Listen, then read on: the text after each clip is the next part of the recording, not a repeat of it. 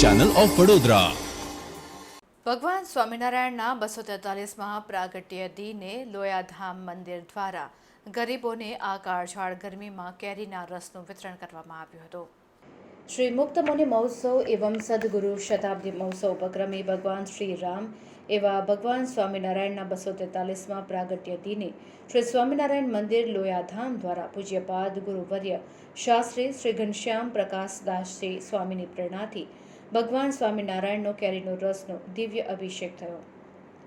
અભિષેક થયેલ પ્રસાદ આ કેરીના રસને ઉનાળાની કાળઝાળ ગરમીમાં શીતળતા માટે દરિદ્ર નારાયણની સેવાના રૂપે વિતરણ કરવામાં આવ્યો હતો।